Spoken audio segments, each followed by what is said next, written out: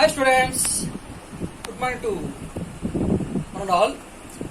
My dear students, today's session I will explain about the computing technology environment. Computing technology environment.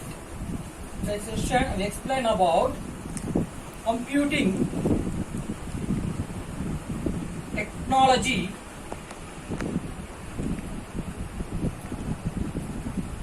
environment.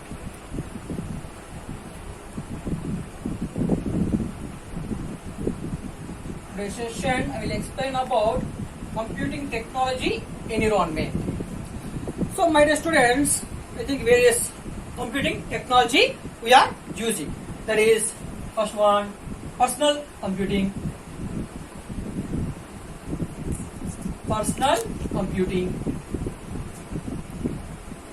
Personal computing. Second one, client server computing.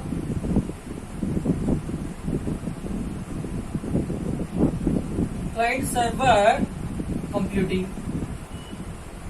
Third one is Client server computing. Then next, cluster computing. Cluster computing. Then next one, fourth one, utility computing.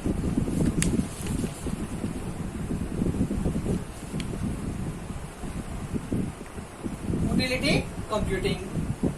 Then fifth one, distributed computing.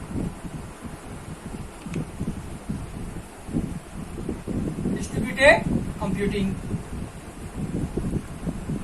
Distributed computing. Then sixth one, grid computing. Grid computing. Grid computing.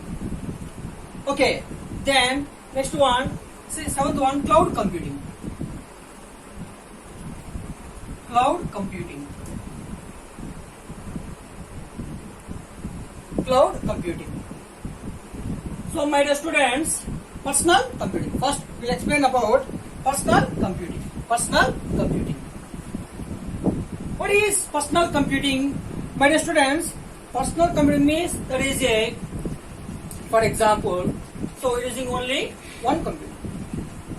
In personal computing, what happens using any single, that is single laptop, okay, or single mobile, or for example printer or scanner. So these are comes under the personal computing. Okay, that is only one computer, single, one computer or one laptop, okay, or one mobile or printer, scanner. That is one thing. That is about the personal computing. Understand, my students? Okay. Then next one is client server computing. Next one is client server computing. So my dear students, client server computing means, so client, what happened, for example, client is there. So client, so send the request to server. It is a client, then server. Client send the request. Client send the request to server. Then immediately server what happens in the response.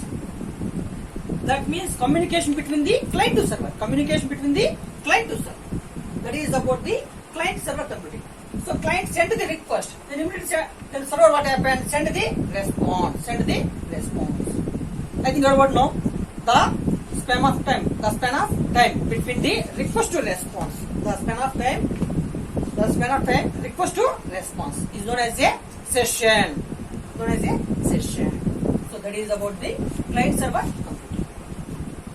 Client server computing. Then next, my dear students, next one is, third one is cluster computing. What is the next one? Cluster computing. So cluster computing is also called as a parallel computing. Parallel computing comes under parallel computing. So it's having multiple CPUs. Having the multiple CPUs. So cluster computing having the multiple CPUs. Number of CPUs. Number of CPUs. Multiple CPUs. So it is what happens. So parallelly working. So parallelly work the what is the more than one CPUs, more than one CPU. So that is called as a cluster computing. Cluster computing. Okay, my dear students. Then next one is, fourth one is utility computing. So beyond the limit. So where is the more than number of computers means that is comes under the utility computing.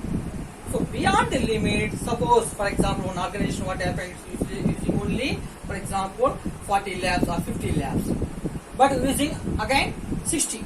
So beyond the limit again what happens using the number of computers then for that organization purpose. So that is computing the beyond the limit. We are using the any labs means that is considered utility computing. Then next, my dear students, distributed computing. What is the next one? Distributed computing. So my dear students, distributed computing means multiple nodes that are physically separate. Multiple nodes that are physically separate, but linked together using the network. Linked together using the network. That is called as a distributed computing. So multiple nodes that are physically separate, but linked together using the internet. That is called as a distributed computing. Okay, my dear students. Hey, aya.